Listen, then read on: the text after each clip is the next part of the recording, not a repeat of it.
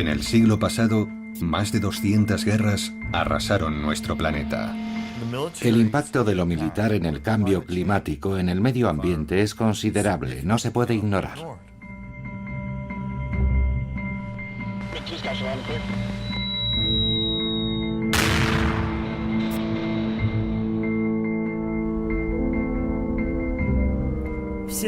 Había residuos radiactivos por todas partes, y allí donde se arrojaban se quedaban para siempre. Cuando la situación se pone fea, la seguridad nacional se antepone a cualquier preocupación por el medio ambiente. El coste de no hacer nada supera con creces al gasto en hacer algo. ¿Qué consecuencias ecológicas tiene el estatus especial de las fuerzas militares?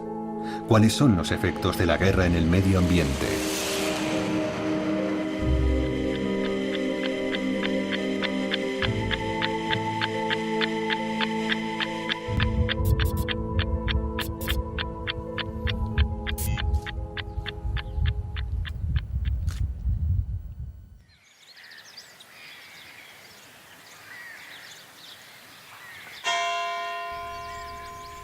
En el invierno de 1916, más de 1 millón de soldados franceses y alemanes se enfrentaron cerca de la localidad francesa de Verdún. El 21 de febrero, a las 8:12 de la mañana, el estruendo del acero resuena en todo el paisaje. Cuando termina la batalla, 9 horas y 12 minutos después, las normas de la contienda moderna han cambiado para siempre.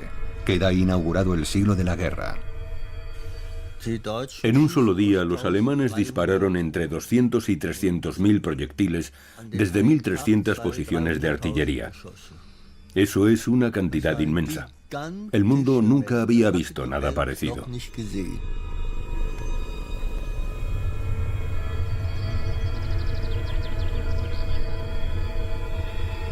En las colinas que rodean Verdún, ambos bandos intentan causar una sangría en las filas enemigas. Los ejércitos alemán y francés persiguen ese objetivo con todos los medios a su alcance. La naturaleza no tiene manera de defenderse de la maquinaria de la guerra. Verdún terminará por convertirse en emblema de la guerra industrializada.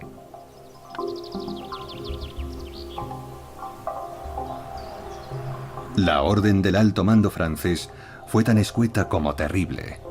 No pasarán. Los franceses tenían instrucciones de no ceder un solo metro al enemigo. Al término de la batalla no quedaba nada de esta región tradicionalmente rica del norte de Francia.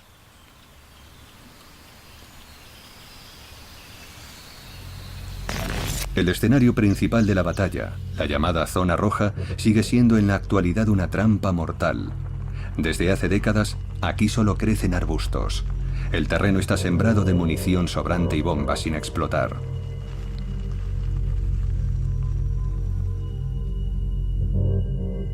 A lo largo de 10 meses, los efectos de la batalla se concentraron en una superficie no superior a 40 kilómetros cuadrados. La vida misma se convierte en un recurso más de la guerra.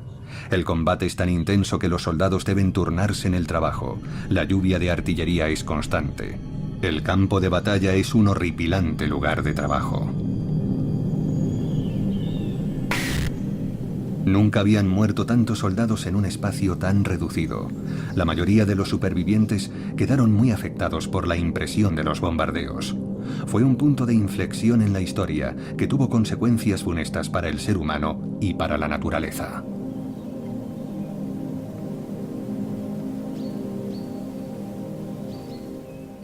No quedó nada aquí, ni tierra, ni capa de humus, nada. No había más que piedras. Ya no quedaba mantillo en la superficie porque, al ser sometido a un bombardeo constante, se había dispersado del todo. ¿Cómo iba a llegar nadie hasta aquí con un arado? En realidad, ya no se podía. El terreno ya nunca volvería a estar nivelado, como tampoco los bosques o los campos, que habían quedado completamente arrasados. Ni un solo metro cuadrado quedó intacto. Solo quedaron los cráteres de las bombas.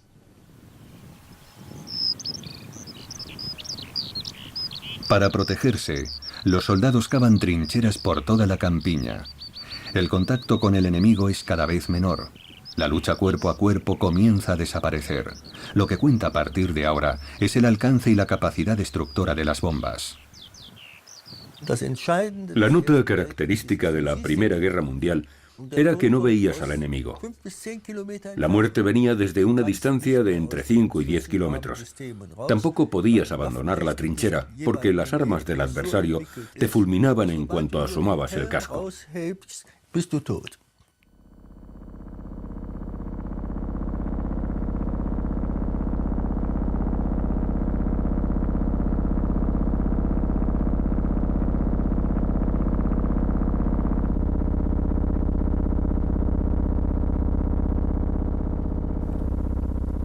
La llamada Colina del Hombre Muerto se hizo tristemente célebre.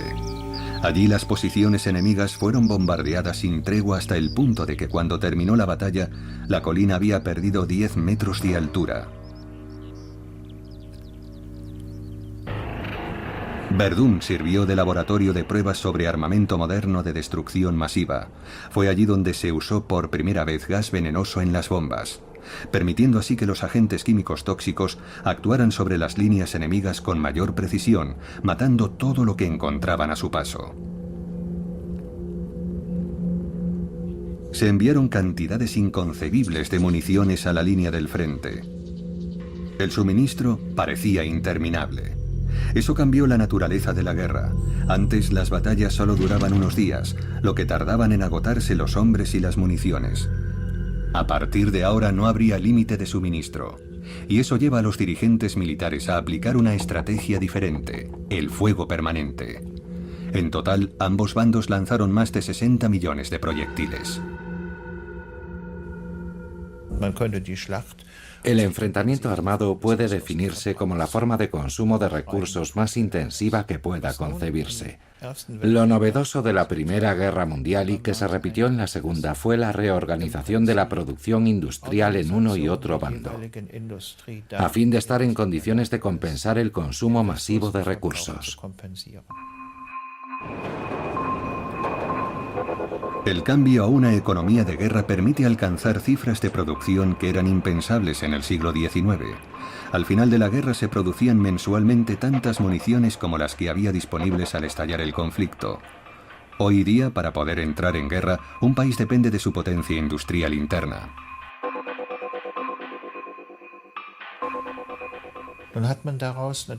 Se aprendió la lección.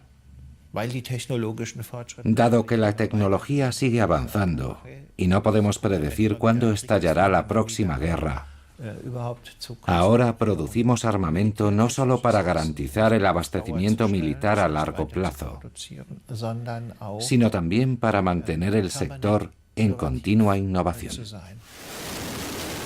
En cuestión de varias décadas, el mundo se ha armado hasta ponerse al borde de la aniquilación absoluta. En la Segunda Guerra Mundial, flotas de bombarderos pueden hacer que ardan en llamas ciudades enteras en cuestión de minutos. Los aviones cubren de bombas grandes extensiones de terreno, lanzando gran cantidad de artillería en el proceso. Cuando termina la guerra, millones de toneladas de munición quedan inservibles de un día para otro, la mayor sobreproducción de la historia.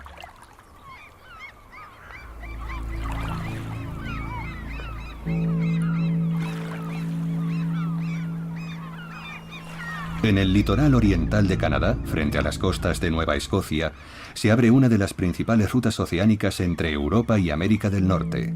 Un hecho que confirió gran importancia militar a la zona, especialmente durante las guerras mundiales.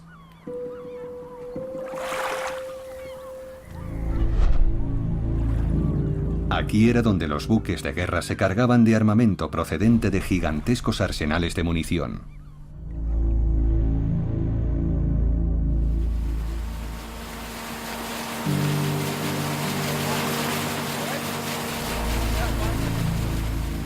Nos encontramos en la zona roja de la bahía de Bedford, en Halifax. El 26 de julio de 1945, Canadá tenía la tercera flota más grande del mundo. Sus barcos, tras participar en la Segunda Guerra Mundial, descargaron toda la munición en la Ensenada. Como consecuencia, la bahía y todos los emplazamientos terrestres están repletos de munición.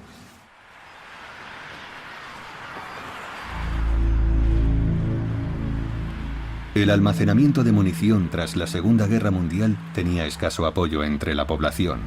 Aquí, en la bahía de Bedford, en Halifax, Ya había tenido lugar una tremenda explosión durante la Primera Guerra Mundial. Tras otro grave incidente en 1945, algo había que hacer.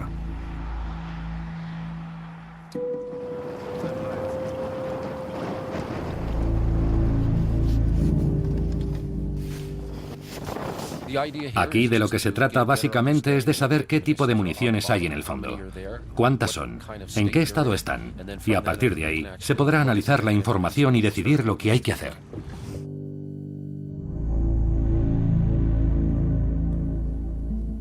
Cuando terminó la Segunda Guerra Mundial, el ejército debía hacer frente al problema de este peligroso arsenal caducado, y descubrió que tenía la solución delante de sus narices.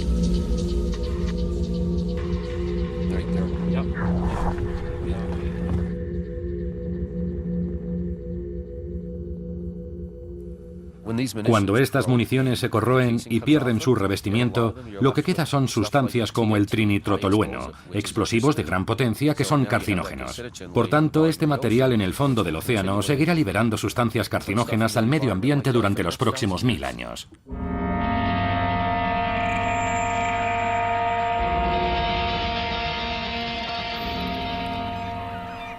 Los agentes contaminantes se diseminan en el ecosistema y ponen en peligro la vida marina y la de las personas que dependen del mar para alimentarse.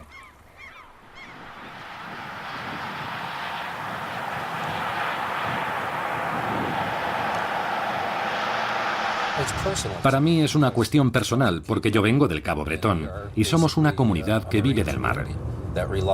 Nos alimentamos del pescado que se captura en la zona y la incidencia de cáncer es muy alta en toda la provincia de Nueva Escocia. Terry Long servía como artificiero en el ejército canadiense.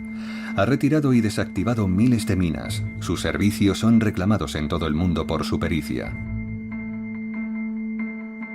Long pasó más de 20 años trabajando en zonas de conflicto. Al final le superó la tensión de su peligroso cometido. A su regreso a Canadá, buscó un empleo menos arriesgado. Encontró trabajo como explorador de suelos oceánicos para empresas petroleras, pero su pasado no tardó en alcanzarlo. Descubrió cientos de yacimientos de municiones en el fondo del mar.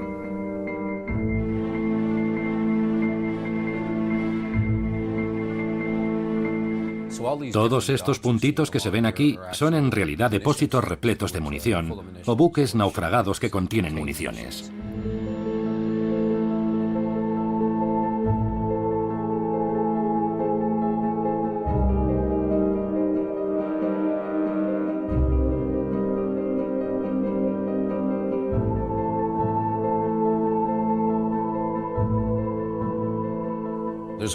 Hay aproximadamente 3000 depósitos localizados, y esos son los que figuran en documentos, pero creemos que deben de quedar otros 3000 por encontrar. Terry Long calcula que no menos de 1 millón de toneladas de municiones fueron arrojadas al mar frente a las costas de Nueva Escocia. Encontrarlas no es fácil.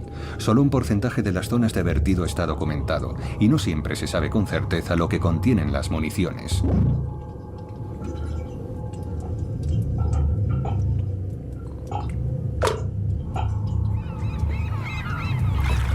Es un problema que Europa conoce bien.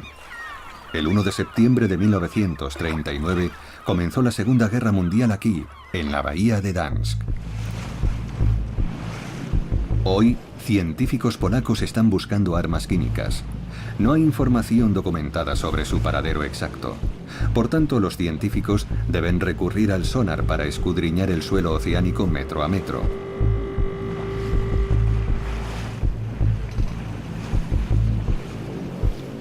Desde hace ya varios años se realizan búsquedas exhaustivas como esta por todo el mar Báltico. Solamente hacer el barrido completo de la bahía de Gdańsk durará decenios. Es como buscar una aguja en un pajar. Cada vez que aparece algo sospechoso, el barco se detiene y los científicos exploran el lugar con una cámara submarina.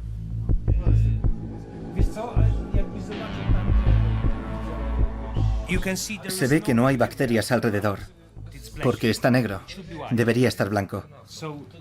Podría ser que hubiera contaminación en esta zona y las bacterias no proliferaran.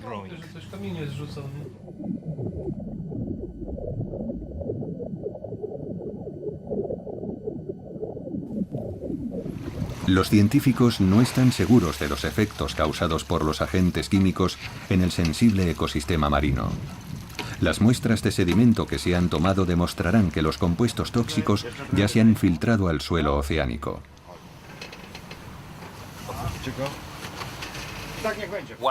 Una de las noticias alarmantes que recibimos al calcular el grado de corrosión es que esta terminaría por liberar las toxinas al medio ambiente unos 60 años después de la Segunda Guerra Mundial, en el caso de las bombas, y unos 110 años si son proyectiles de artillería. Por tanto, en el caso de las bombas, está a punto de ocurrir. El estudio de la catástrofe que se avecina no ha hecho más que empezar, pero los primeros hallazgos traen noticias alarmantes.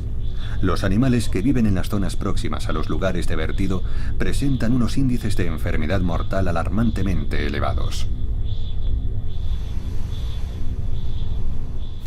El océano no desaparecerá y tiene sus propias reglas.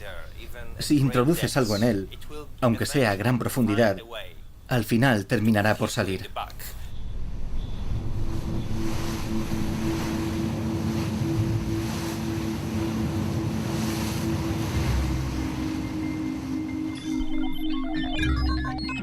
Frente a las costas de Europa hay cianuro, adamsita, gas mostaza y tabún en el mar en cantidades suficientes como para borrar del planeta todo rastro de vida. Entre Irlanda y Escocia, 250.000 toneladas de armamento químico se descomponen lentamente en un gigantesco vertedero.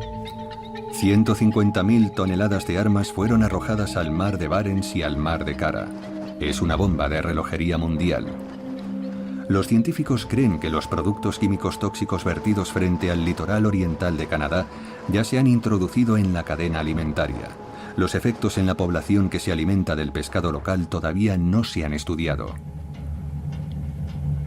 A través de sus investigaciones, Terry Long descubrió algo más.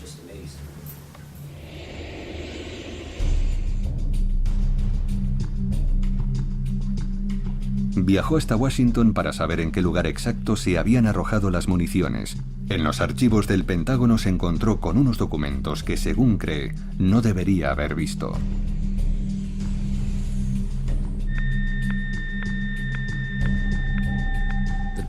Pude examinar todos los documentos.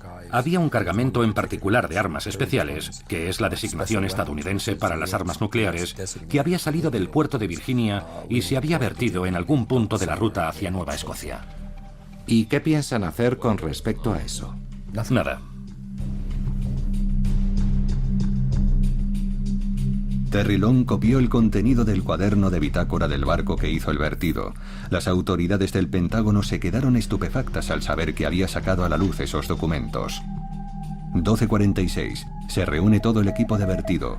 12:53. Se inicia el vertido de armamento especial. 13:15. Concluye el vertido. Descargadas 30 toneladas de armas especiales. Me limité a copiar los documentos y llevarme esas copias. ¿Y luego qué pasó? Cuando me los llevé, no puedo contar esto frente a la cámara. Sí, no puedo. No voy a decirles más que lo que acabo de decir. Nada cambió más el siglo XX que la invención de la bomba nuclear. La humanidad ya dispone de un arma capaz de destruir el mundo. Quien la tenga en su poder será invencible. En mi opinión, la normalización de la acción por motivos éticos, jurídicos o de seguridad es mucho más difícil en la vida militar que en la civil. En el ámbito civil administramos prosperidad. En el militar obedecemos a una lógica diferente. Una acción está permitida porque se puede hacer o porque se tiene que poder hacer, ya que la parte contraria también puede hacerla. En el momento en que no estemos dispuestos a hacer todo lo posible, habremos perdido.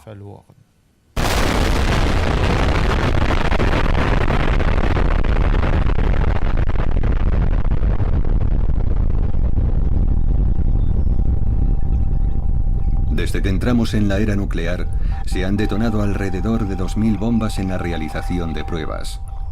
Desde el Ártico hasta los mares del sur, miles de kilómetros cuadrados se han transformado en eriales inhabitables. La radiación de las explosiones es directamente responsable de unas 400.000 muertes por cáncer.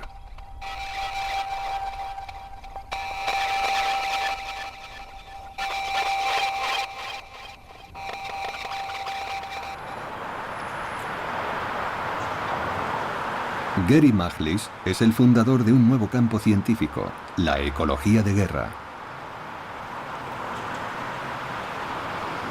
Este biólogo ha investigado sistemáticamente los efectos de la acción militar en el medio ambiente.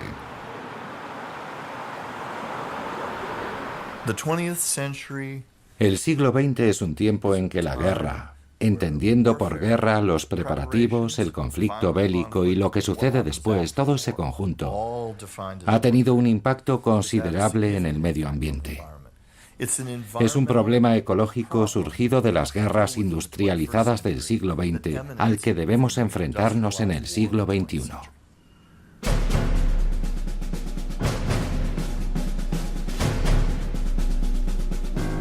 La carrera de armamento nuclear conforma la dinámica de la Guerra Fría. La capacidad destructiva de la tecnología nuclear no es lo único que interesa a las fuerzas militares. La cantidad de energía que libera la convierte en el combustible perfecto. Las flotas de submarinos nucleares de las superpotencias están entre los productos más prestigiosos de la Guerra Fría.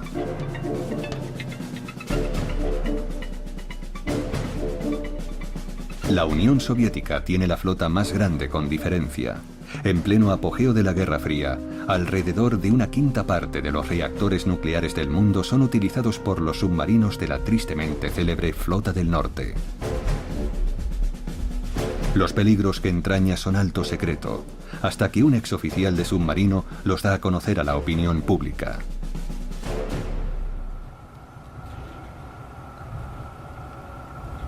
Alexander Nikitin era jefe de máquinas a bordo de un submarino nuclear soviético. En 1994 ayudó a preparar un informe sobre una catástrofe ecológica en el norte. Fue detenido y juzgado por traición. El juez dijo, yo soy el juez. Este es el abogado defensor. Y ese es el delincuente. Y va a ir a la cárcel. Dijo todo eso inmediatamente después de mi arresto. Hasta entonces nadie se había atrevido a hablar de la vergonzosa negligencia medioambiental de la Unión Soviética. En el informe de Nikitin se describía uno de los mayores escándalos sobre residuos nucleares de toda la historia. Durante la Guerra Fría, cada año se botan por término medio 7 nuevos submarinos nucleares. Las barras de combustible deben ser sustituidas periódicamente. Esto crea un residuo tóxico. A lo largo de 10 años, un solo submarino genera hasta 200 metros cúbicos de residuos radiactivos. Una parte de esa cantidad termina en el océano.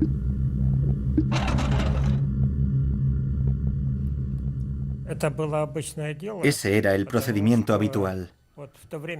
Cuando servía en submarinos, Rusia aún no había firmado ningún tratado que prohibiera los vertidos de residuos radiactivos en mares y océanos. A todo el mundo le parecía bien. Nadie protestó cuando vertimos los residuos radiactivos en el mar de Kara.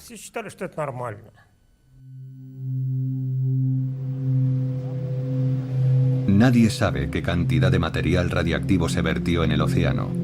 No se llevó un registro oficial. Tras la disolución de la Unión Soviética, gran parte de la flota fue desmantelada y desguazada. Nadie sabía qué se suponía que iba a ocurrir con los submarinos después de desguazados. Nadie había pensado que llegaría un momento en que habría que desguazar las naves. No había documentos ni normativa. Yo me encargué personalmente de redactar las primeras directrices para la eliminación de un reactor nuclear. Su proceso tuvo una importancia capital. En el año 2000, tras múltiples recursos presentados por la acusación, Nikitin pasó a ser la primera persona y hasta ahora la única que ha salido completamente absuelta en Rusia de los cargos presentados en su contra por el FSB, los Servicios de Seguridad del Estado. Nikitin continuó su trabajo de investigación desde Noruega, que limita al norte con la península de Kola, sede de la Flota del Norte rusa.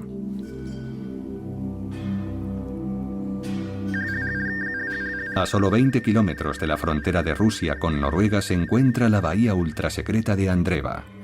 Nadie sabe hasta qué punto está contaminado el lugar, ni cuánto material radiactivo se ha filtrado al suelo. Contenedores radiactivos han permanecido aquí abiertos durante décadas. Creemos que la bahía de Andreva, donde se almacena el combustible nuclear, es el vertedero de residuos nucleares más peligroso del mundo. Una bomba de relojería que tarde o temprano estallará.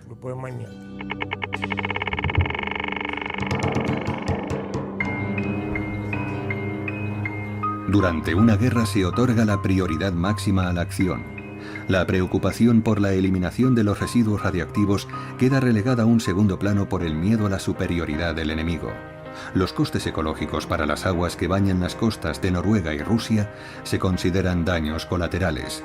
Desde el punto de vista militar, el medio ambiente no es relevante hasta que cobra importancia estratégica. Es decir, que la naturaleza no importa hasta que se convierte en un recurso para el enemigo.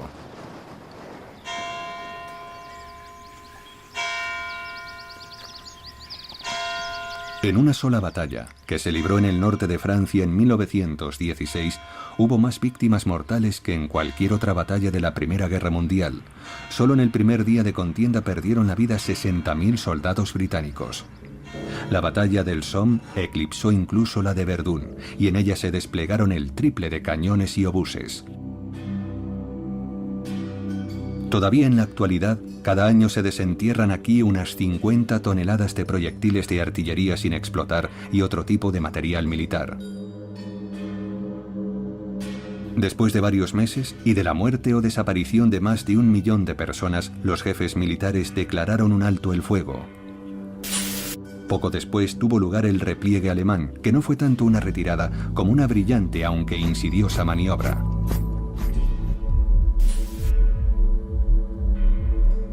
La Operación Alberich sentó un cruel precedente para la guerra. Regiones enteras se transformaron en eriales. Todos los pueblos hasta la línea Hindenburg quedaron reducidos a escombros.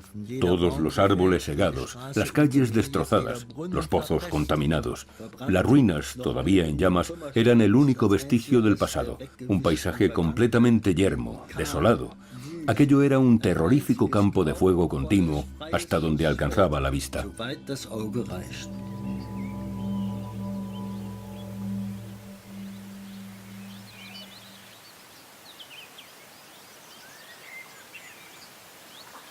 Los alemanes crean una zona a modo de parachoques entre sus fuerzas y las del enemigo.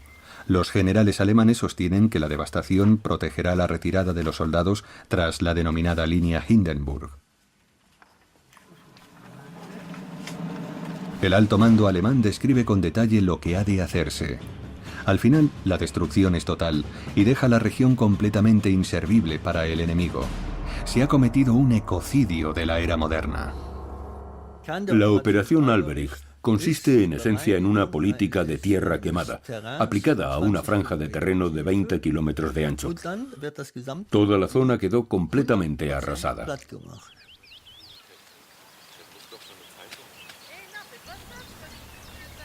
La destrucción intencionada del medio natural no se inventó en la Primera Guerra Mundial.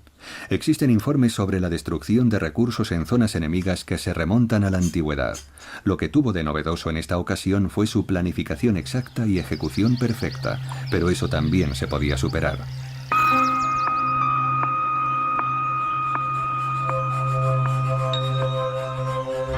En Vietnam, la fuerza destructiva de la guerra adquiere proporciones sin precedentes.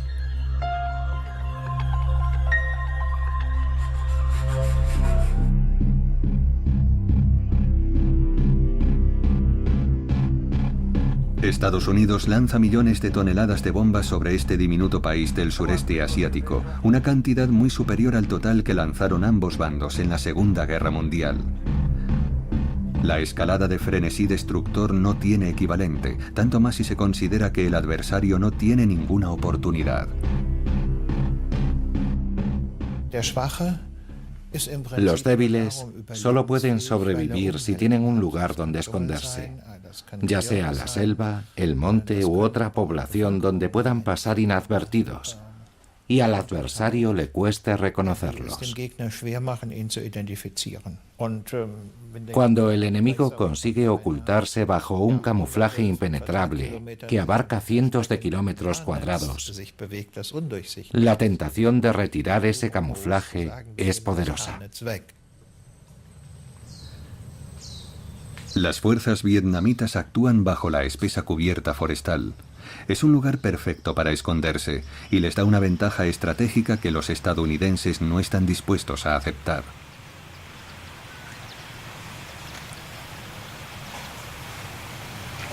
Para hacer valer su apabullante potencia aérea, las fuerzas estadounidenses construyen una red de bases por todo el país. La base de Da Nang se convierte en una de las bases aéreas con mayor tránsito del mundo en el curso de la guerra. Es uno de los principales centros de operaciones aéreas de Estados Unidos. Los aviones allí estacionados no solo lanzan bombas, también agentes químicos. Al principio pensé que estaban fumigando plagas de mosquitos. Rociaban tan a menudo que no podías llevar la cuenta. A veces lo lanzaban al suelo sin más.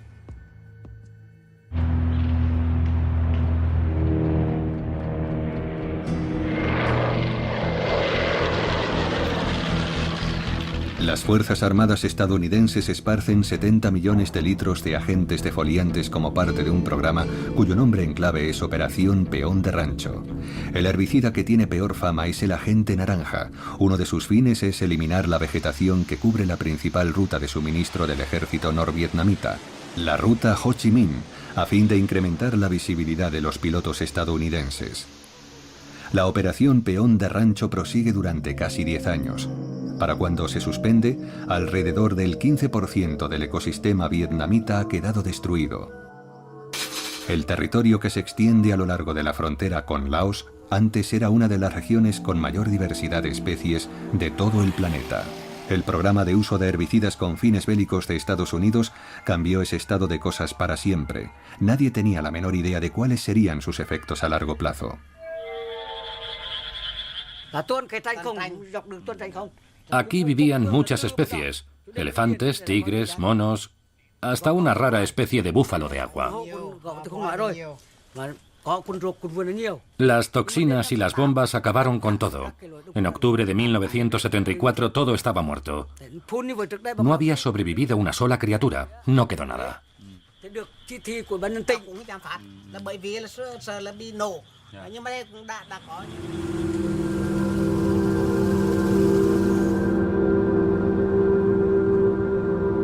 Ngo Tun Duc es investigador de la Facultad de Agricultura y Ciencias Forestales de la Universidad de Hue. Lleva años explorando la zona que se extiende a lo largo de la frontera con Laos. La destrucción fue tan inmensa que él y sus colegas apenas han avanzado unos pasos en su trabajo. Aquí, en el valle de A Sou, las huellas de la guerra están por todas partes y son inconfundibles. Según el jefe de la comuna, aquí se estableció una base aérea estadounidense. Los aviones esparcieron agente naranja en los terrenos circundantes y sobre las bases militares vietnamitas. La base aérea abarcaba unas 5 hectáreas y media. Cuando llueve mucho, cuando hace sol, el terreno desprende un olor muy desagradable. Las autoridades locales creen que los bidones de agente naranja Aún están enterrados en alguna parte. Pero Estados Unidos no ha dado ninguna información a las autoridades locales sobre su paradero. Solo saben que aquí los soldados limpiaron los aviones de fumigación y lavaron los tanques que contenían agente naranja. Nadie sabe qué cantidades de pesticidas se filtró al suelo. Hace unos años, el jefe de la comuna hizo colocar una alambrada de espino y plantar arbustos para que el ganado no pudiera abrevar en los cráteres creados por las bombas.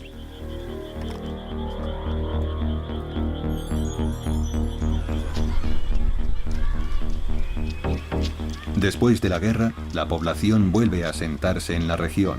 Se registra un número escandaloso de abortos espontáneos. Nadie sabe por qué. Tendrán que pasar 30 años para que los residentes oigan hablar por primera vez de dioxinas. Mientras, el agua que usan para beber la siguen tomando directamente de los ríos.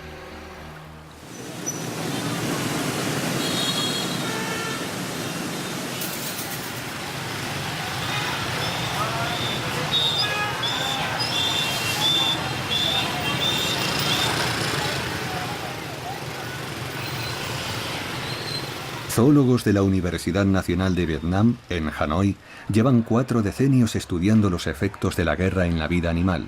En ese tiempo han hecho algunos descubrimientos sorprendentes.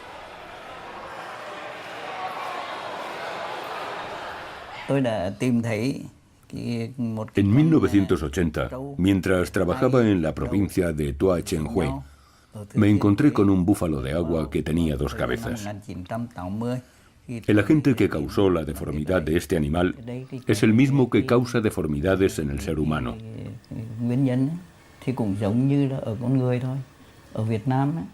Muchas personas que viven en Vietnam, en regiones contaminadas por agentes químicos tóxicos, han tenido gemelos unidos o niños con 2 cabezas. Lo mismo pasa con los animales. El búfalo de agua solo es un ejemplo. He visto también cerdos y vacas con 2 cabezas. Realmente me cogió por sorpresa. Es un efecto sumamente singular de la dioxina. Alrededor de 3 millones de vietnamitas fueron expuestos directamente al agente naranja. Aún no se sabe cuántos han sufrido los efectos a largo plazo de la exposición a la dioxina. Ella tuvo que combatir en la colina de la hamburguesa y no pudo cuidar de su hija. Se llevó a la niña porque todavía le estaba dando el pecho. No podía dejarla sola. De repente vino un avión y descargó agente naranja, que cubrió completamente a la pequeña. Desde entonces sufre parálisis.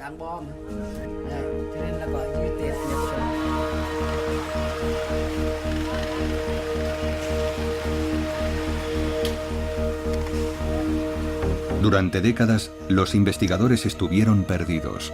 No comprendían el mecanismo de la toxina y eran incapaces de detectarla. Todos los árboles de esta zona fueron destruidos. Era la primera vez que veía un herbicida matar árboles. Me llevé una sorpresa porque no era esa la información que habíamos recibido de Estados Unidos.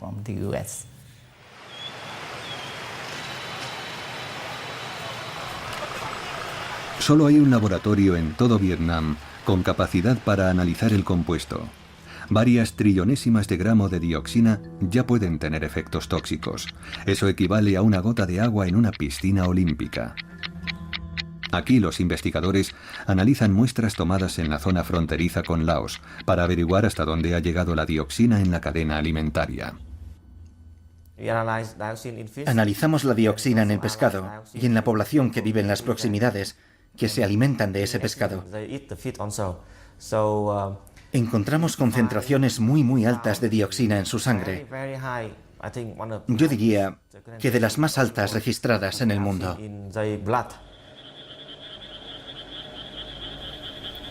En los terrenos que ocupaba la antigua base aérea de Da Nang, las autoridades intentan eliminar el compuesto tóxico del medio ambiente.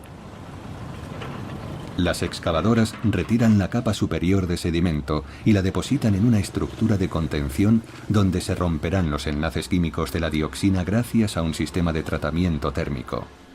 El proyecto cuenta con el apoyo de Estados Unidos, lo que indica que el país empieza a asumir la responsabilidad por sus acciones militares. Han pasado 40 años desde que se suspendió la operación Peón de Rancho y los científicos siguen encontrando rastros de la toxina en el ecosistema. Todavía hoy, la dioxina se sigue transmitiendo a través de la sangre y la leche materna.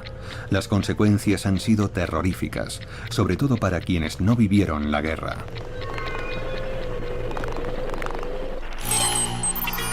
La dioxina altera la estructura genética de las células e interrumpe las señales químicas entre ellas. Su estructura molecular es tan parecida a las hormonas producidas naturalmente que el organismo es incapaz de distinguirla. Cuando la dioxina es confundida con una hormona, el caos se apodera del sistema neurotransmisor con consecuencias catastróficas para el organismo.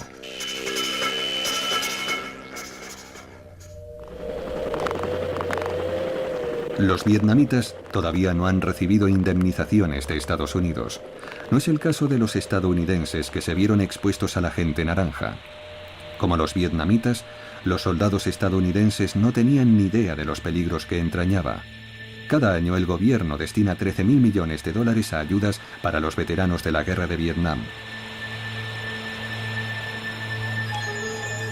La operación Peón de Rancho destruyó un ecosistema con el que estaban en contacto no solo los enemigos, sino también los soldados estadounidenses. La destrucción alcanzó niveles que escapaban por completo al control humano. El uso de sustancias tóxicas se remonta a la época de los griegos. Lo novedoso es la capacidad de proyectar en la guerra la producción química del siglo XX. Los daños causados a la naturaleza durante la guerra siempre se consideran daños colaterales. Pero cada vez está más claro que mientras que la naturaleza es cada vez más frágil, la acción bélica crece en potencia y resistencia.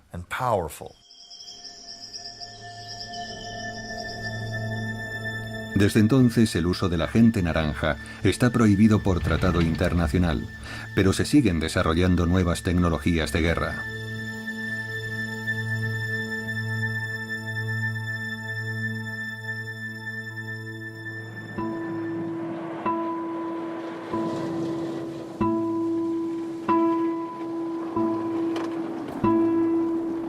Doc Rocky combatió en Vietnam. Cuando terminó la guerra estudió físicas y encontró trabajo en la Universidad de Illinois, donde investigó para el ejército. Su especialidad era el análisis de riesgos de guerra química y biológica. En 1991 el Pentágono lo rescató de su retiro. Querían enviarlo a Irak. Cuando terminó el combate terrestre no tenían ni idea, así que el Pentágono le pidió al general Schwarzkopf: contacte con Doc Rocky y los chicos y dígales que limpien todo ese desastre del uranio empobrecido. Y lo hicimos. Como los norvietnamitas, los iraquíes no tenían forma de desafiar la supremacía aérea de Estados Unidos, que tenía una nueva arma milagrosa, un tipo de munición fabricada con uranio empobrecido que era capaz de atravesar tanques. El uranio empobrecido es un residuo de la industria nuclear. Su vida media es de 4.000 millones y medio de años. Debido a sus propiedades, es muy apreciado por las Fuerzas Armadas. Es capaz de penetrar profundamente en el objetivo gracias a su altísima densidad. Además es pirofórico, lo que significa que al impactar se liberan miles de millones de partículas de polvo que arden en contacto con el aire, desencadenando una destructiva lluvia de fuego. Los tanques de Saddam no tenían ninguna oportunidad. La misión de Doc Rocky y su unidad era recuperar los tanques contaminados con uranio empobrecido. No tenían ni idea de lo que les aguardaba. Enterramos un montón de material en el desierto y otro montón lo embarcamos hacia Estados Unidos. Tardamos 3 años en limpiarlo todo. Cuando llevan unos meses trabajando, algunos miembros del equipo enferman. Presentan síntomas de lo que pronto se denominará síndrome de la guerra del Golfo. La munición de uranio empobrecido solo es peligrosa cuando el polvo que contiene se libera al medio ambiente. Estas partículas son tóxicas y radiactivas. La radiación alfa solo penetra unos centímetros, pero es más que suficiente para dañar un organismo. Solo en Irak se liberaron unas 3.000 toneladas de polvo de uranio empobrecido al medio ambiente. A pesar de ello, el Pentágono se niega a prohibir su uso y encarga investigaciones para averiguar cómo reducir al mínimo los peligros que representa para los soldados estadounidenses. Cuando el mayor Rocky regresa de Irak, el Pentágono lo nombra director del proyecto sobre uranio empobrecido del ejército y le encarga realizar esas investigaciones. En el desierto de Nevada, Rocky y su equipo disparan munición de uranio empobrecido contra tanques en condiciones reales. Ni siquiera las máscaras protectoras pueden impedir que sus diminutas partículas de uranio penetren en el organismo. Doc Rocky enferma. También él padece el síndrome de la Guerra del Golfo. Esto negro de aquí es toda la contaminación de uranio empobrecido. Una cantidad increíble. Y no se aposenta, sino que recorre distancias enormes. Se lo lleva fácilmente el viento y lo esparce por ahí.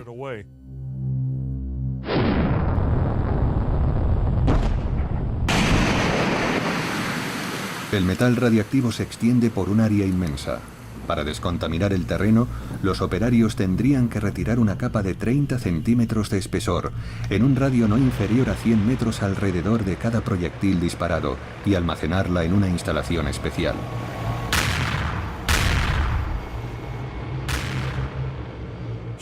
Las cantidades eran absolutamente demenciales. Era imposible limpiarlo todo. Y me encontré con que no podía hacerlo. No podíamos hacerlo. Eso nos asustó.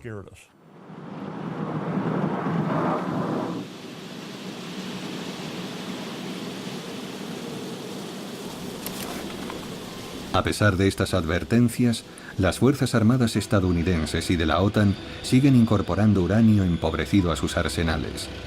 Los informes de salud en los lugares donde se utilizó son alarmantes. En algunas regiones de Irak, los índices de mortalidad infantil se multiplicaron por 6.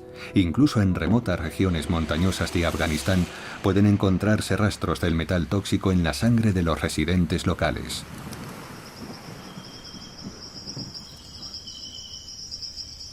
En Vietnam, la reconstrucción todavía está en ciernes. Recientemente los científicos han puesto en marcha un ambicioso proyecto: reforestar una gran extensión de terreno donde antes había un espeso bosque tropical. Plantando acacias de crecimiento rápido, los científicos prevén la formación en pocos años de una bóveda cerrada que permita desarrollar un nuevo sotobosque tropical. Los científicos confían en que los compuestos tóxicos diseminados por los estadounidenses hayan penetrado tanto en el terreno que no afecten a las raíces de las acacias.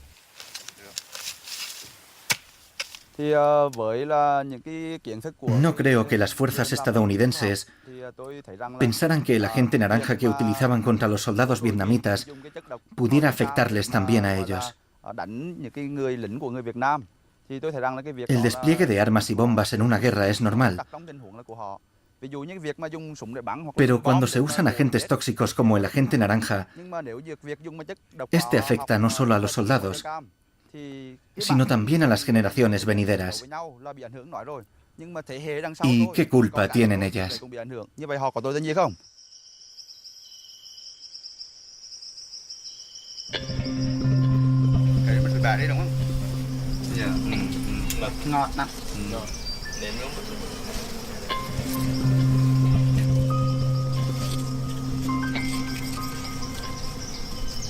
Los progresos observados recientemente en las zonas de Vietnam más afectadas por el agente naranja dan algún motivo para el optimismo. Aún así, tendrán que pasar varias décadas para que aquí pueda regenerarse un ecosistema complejo. En el futuro, personas de todos los rincones del planeta tendrán que afrontar las consecuencias ecológicas de los conflictos bélicos del pasado. Pero este legado no es la única carga que soporta el medio ambiente mundial. Los efectos de la guerra en el medio ambiente van mucho más allá de los causados por el propio conflicto bélico. Por eso la noción de ecología de la guerra comienza con los preparativos de la acción bélica. Solo en los preparativos se consumen unos 15 millones de kilómetros cuadrados de materia prima, el 6% de toda la que hay en el mundo. Por eso el uso de los recursos terrestres para fines militares es un factor crítico, fundamental, del uso general de la naturaleza por parte del ser humano. Las Fuerzas Armadas estadounidenses consumen ellas solas tanto petróleo al año como todo el estado de Suecia. Por tanto, Estados Unidos es hasta la fecha el primer consumidor individual del mundo. Cada uno de los meses que duró la guerra de Irak en 2003, Estados Unidos y sus aliados utilizaron el 30% más de petróleo que el usado en toda la Primera Guerra Mundial. La maquinaria de guerra moderna tiene una sed insaciable de petróleo. Un avión a reacción consume a la hora el mismo combustible que 500 vehículos compactos. También en una hora un portaaviones consume tanta energía como una localidad pequeña en un día completo. El uso militar es el responsable de alrededor del 10% de las emisiones globales de dióxido de carbono. Debido a esa mentalidad centrada en la seguridad nacional y en la primacía de la fuerza militar, las Fuerzas Armadas carecen de la sensibilidad en materia de medio ambiente que encontramos desde hace ya tiempo en el sector civil. En este campo de maniobras militares situado en Alemania Occidental, los soldados llevan décadas preparándose para la guerra. Sin embargo, hace poco las fuerzas alemanas permitieron que un centenar de hectáreas se convirtieran en parque natural protegido. ¿Será una señal de la incipiente concienciación medioambiental del sector militar? Puede ser, pero siempre quedará una excepción: la guerra.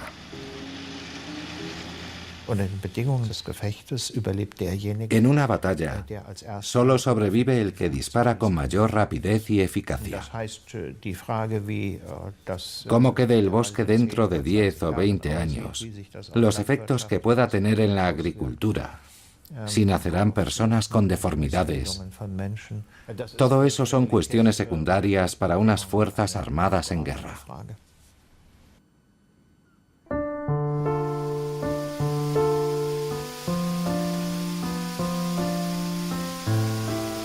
El coste ecológico de la guerra es inmenso.